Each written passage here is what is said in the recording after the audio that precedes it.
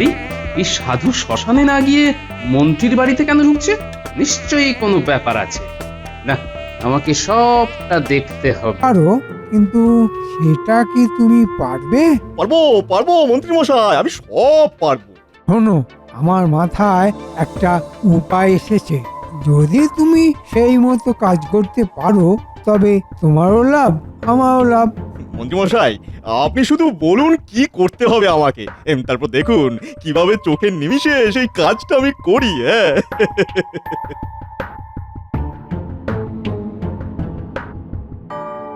কি গো, পারবে তো?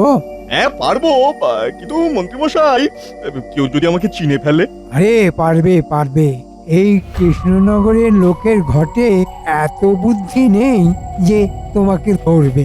ওদের যা বোঝানো হবে তাই ওরা বিশ্বাস করে নেবে। যাও, আজ রাত থেকেই তাহলে কাজে লেগে পড়ো। হ্যাঁ, এই ঠিক আছে ঠিক আছে মন্ত্রী মশাই, ঠিক আছে।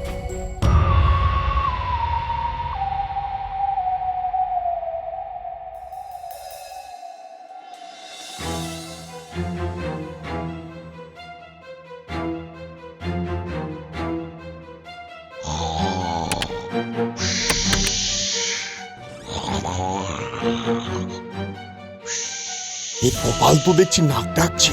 এই সুযোগ, না না, বেশি দেরি করা যাবে না। এমনি বলা যায় না এই টেকোটা আবার কখন জেগে যায়। কিন্তু এই টেকোটার বাড়ি থেকে কি নেওয়া যায়? এই কি নেওয়া যায়, কি নেওয়া যায়?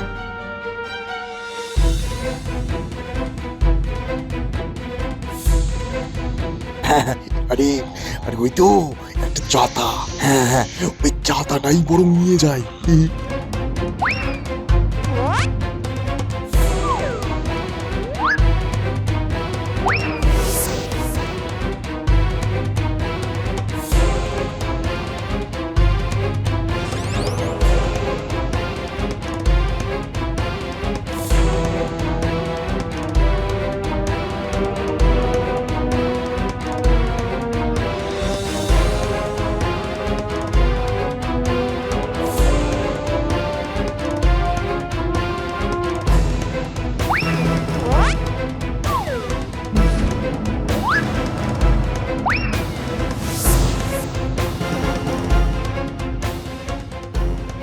রাজপণ্ডিত তো খুব জোরে নাক ডাকছে। ওই তো ওই তো পণ্ডিতের শ্লোকের বই। এই সুযোগ, পণ্ডিতের শ্লোকের বইটা নিয়ে যাই। এটা ছাড়া তো রাজপণ্ডিত পুজোটাই করতে পারবে না।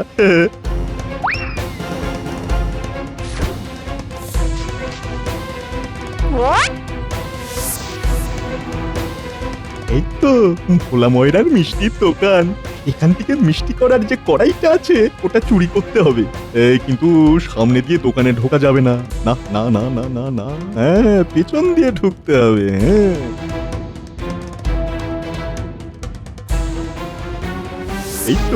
এই তো মিষ্টি করার কড়াই। যাই যাই, তাড়াতাড়ি এটা নিয়ে কেটে পড়ি।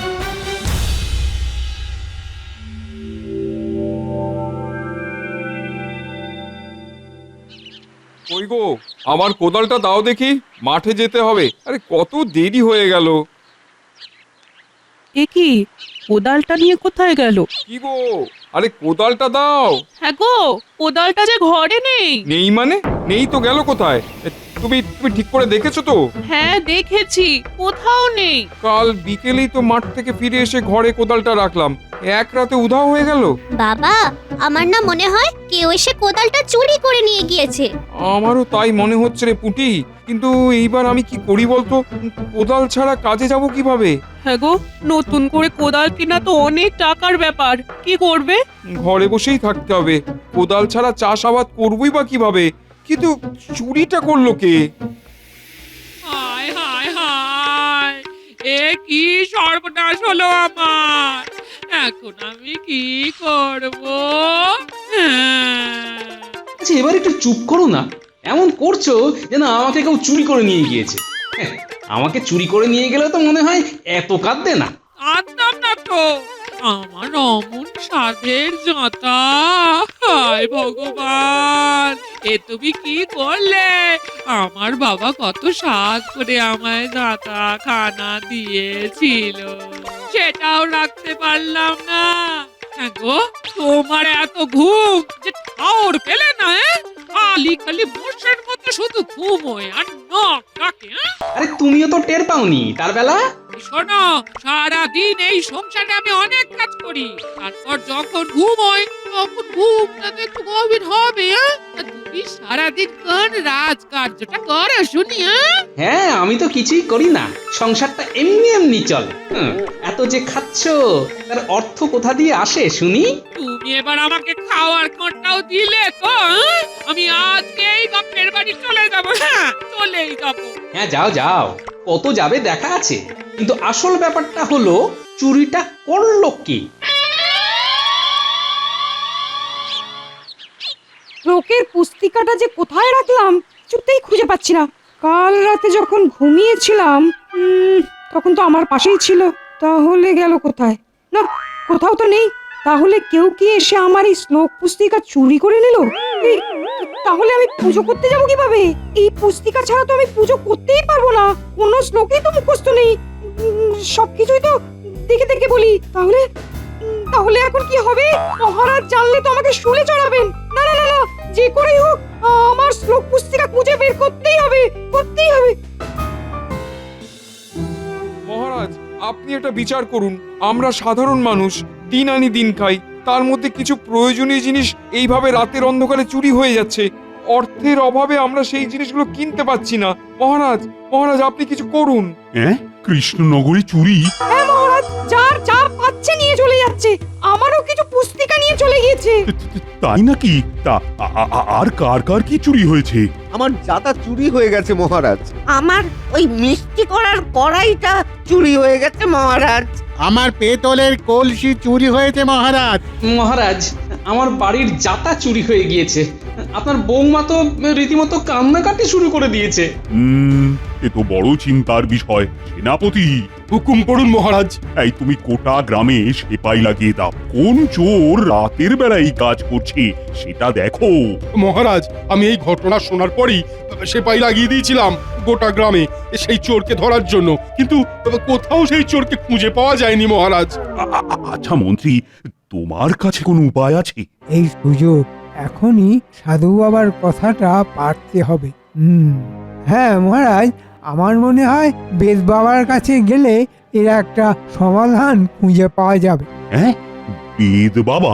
তাই বেদ বাবাটা কে মন্ত্রী? খুব নামি বাবা, হিমালয় থেকে সিদ্ধি লাভ করে ফিরেছেন।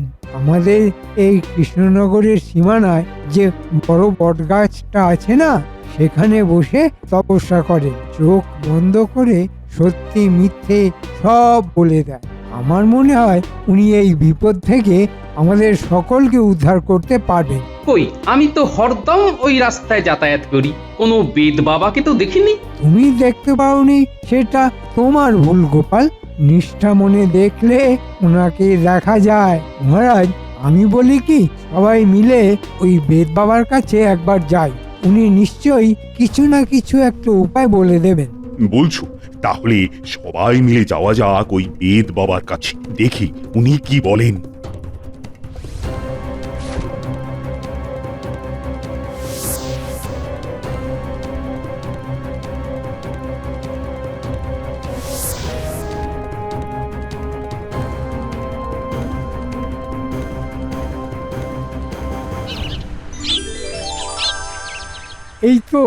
এই তো সেই বেদ বাবা।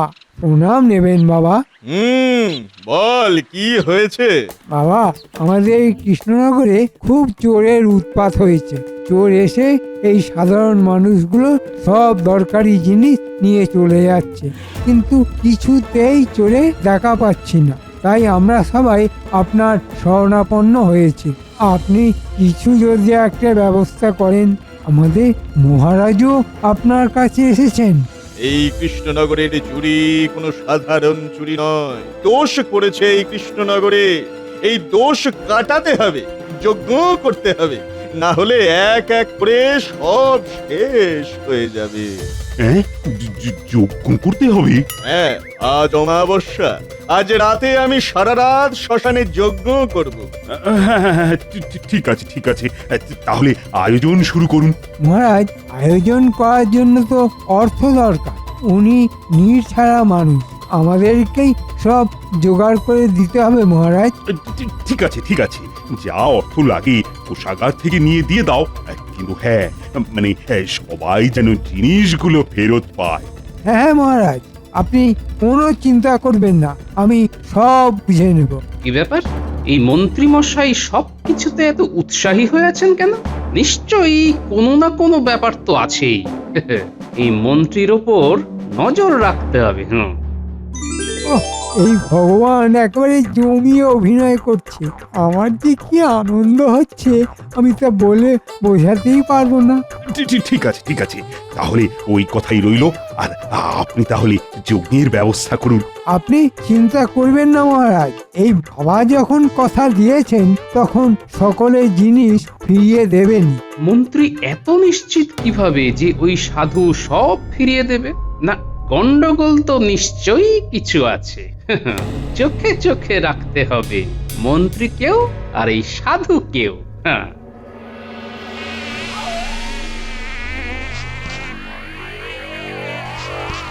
উফ, কি মশা! শরীর থেকে মনে হয় অর্ধেক রক্ত পান করে নিল। এই সাধুটা তো এখনো শ্মশানে যায়নি। অনেক নাটক হলো, এবার আসল কাজে যেতে হবে। আরে, ওই তো সাধুটা হেঁটে হেঁটে যেন কোথায় যাচ্ছে। না, আমাকে ওর পিছু নিতে হবে।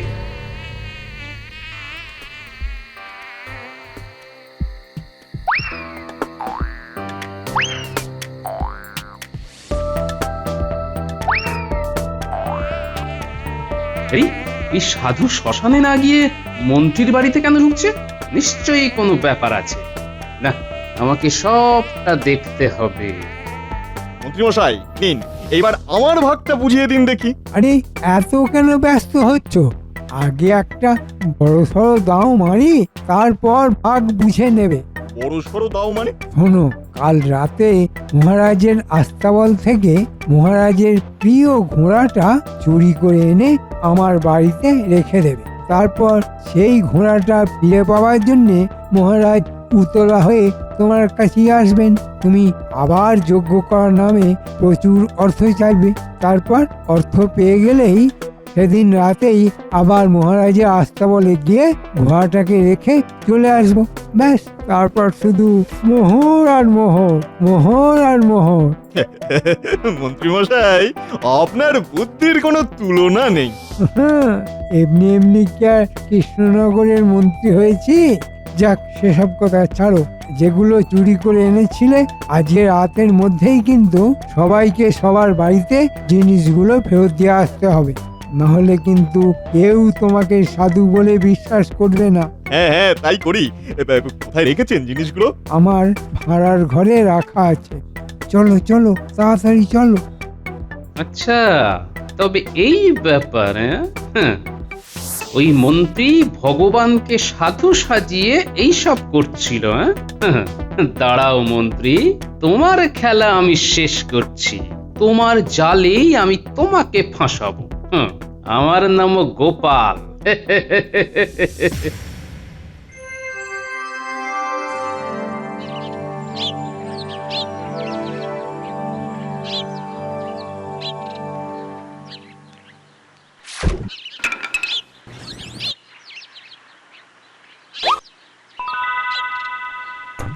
ও মা গো, এই যে সত্যি সত্যি কোদালটা রাখা আছে দেখছি। ওই গো, কোথায় গেলে গো? দেখবে এসো।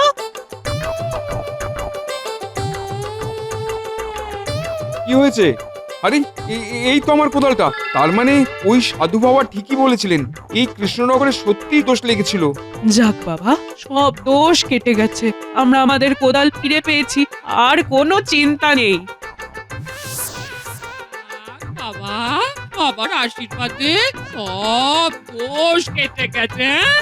আমার জাঁতা আমি এবার ফিরে পেয়েছি, আর যেন কোনো বিপদ না হয়। আরে এই তো আমার পুস্তিকা।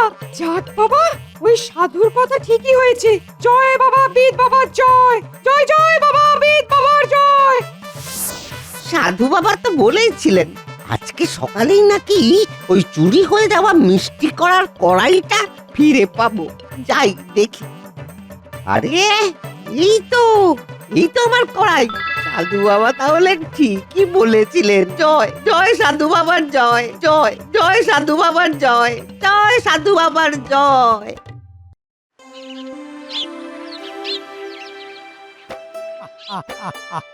মহারাজ, সমস্ত বিপদ কেটে গিয়েছে।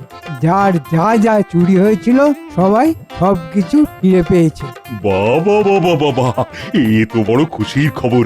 সব বিপদ তাহলে কেটে গিয়েছে, আর সবাই সবার প্রয়োজনীয় জিনিস ফিরে পেয়েছে। সবই হয়েছে ওই বেদ বাবারই জন্য।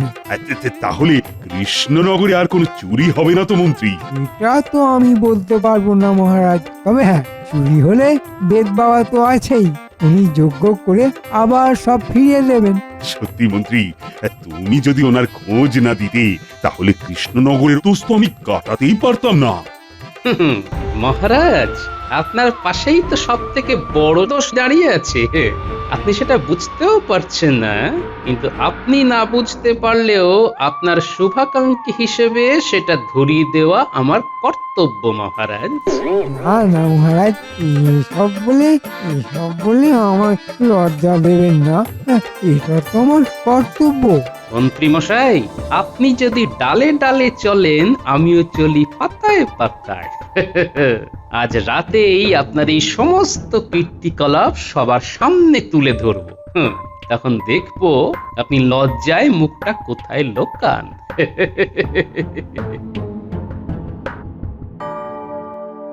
হ্যাঁ হ্যাঁ গোপাল, বলো কি বলবি? মহারাজ, কৃষ্ণনগরে সর্ষের মধ্যেই ভূত লুকিয়ে রয়েছে মহারাজ।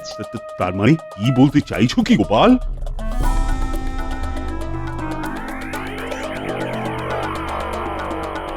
কি বলছো কি গোপাল? তুমি প্রমাণ দিতে পারবে? পারবো মহারাজ, আজ রাতেই আপনাকে একেবারে হাতে নাতে প্রমাণ দেব। তৈরি থাকুন মহারাজ।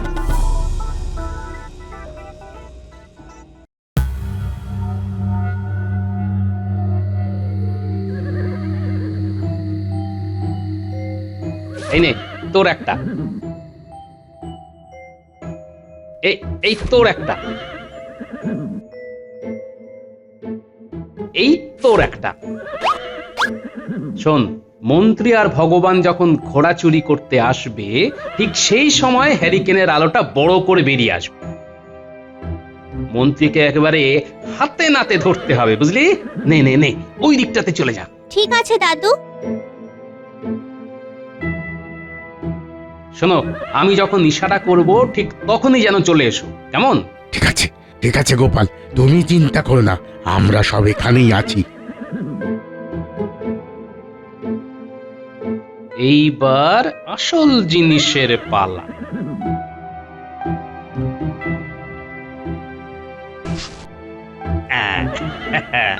এই হলো একেবারে খাঁটি সর্ষের তেল।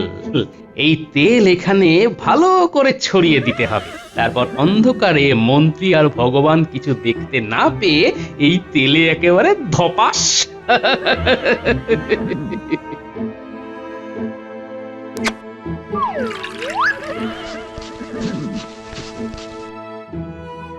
ব্যাস, আমার কাজ শেষ। এইবারে আমাকে ঝটপট লুকিয়ে পড়তে হবে।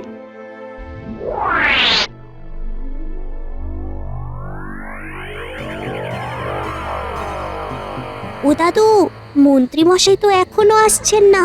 আসবে আসবে, একটু অপেক্ষা কর। আরে, ওই তো পায়ের শব্দ, মনে হচ্ছে মন্ত্রী আসছে। একদম চুপটি করে থাক।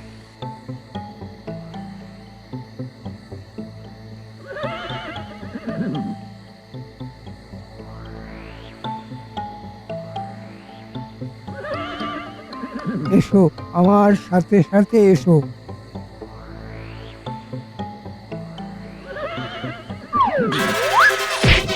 ওরে বাবা রে বাবা! ওরে বাবা রে! ওরে বাবা রে বাবা! বারে বারে ঘুঘু তুমি খেয়ে যাও ধান, আজকে একেবারে হাতে নাতে ধরেছি। গোপাল, তুমি ও আহ, মন্ত্রী মশাই আপনি কি ভেবেছিলেন ভগবানকে সাধু সাজিয়ে নিজের পকেট ভরবে না আর কেউ ধরতে পারবে না। কি কি উল্টো পাল্টা বলছো তুমি গোপাল? দেখো তুমি কিন্তু আমাকে অপমান করছো। ও আহ মান অপমান বোধ তো আর আছে মন্ত্রী? ছি, ছি, ছি, ছি, ছি। তুমি এই কাজ করলে? মানে মানে মহারাজ মহারাজ মানে ভগবান তোমাকে আমি শুলে চড়াবো। আমাকে ক্ষমা করে দিন মহারাজ, আমাকে ক্ষমা করে দিন। এই সব এই মন্ত্রী মশাইয়ের বুদ্ধি মহারাজ। আমাকে ক্ষমা করে দিন মহারাজ। এই সেবা এই ভগবানকে নিয়ে যাও, ওর ব্যবস্থা আমি পরে করছি। এই, এই, ওঠ, ওঠ, ওঠ, ওঠ, ওঠ, ওঠ, ওঠ, ওঠ, চল চল চল চল। আমাকে ছেড়ে দিন, আমি কিচ্ছু করিনি, আমাকে ছেড়ে দিন না। মন্ত্রী তুমি গ্রামের এই সাধারণ মানুষগুলোকে ঠকিয়েছ, তাদের বিশ্বাস পেয়েছ। যতদিন না তুমি আমার কোষাগার থেকে যা অর্থ নিয়েছো তা 3 গুণ বেশি অর্থ আমার কোষাগারে ফেরত দিতে পারছো, ততদিন তুমিও কোনো বেতন পাবে না। হ্যাঁ নয় মন্ত্রী মশাই, হ্যাঁ। গোপাল তোমাকে ধন্যবাদ দিয়ে ছোট করব না, শুধু বলবো তুমি যেভাবে কৃষ্ণনগরকে সমস্ত বিপদ থেকে আগলে রাখো ঠিক সেভাবেই আগলে রেখো। সবই আপনার আশীর্বাদ মহারাজ।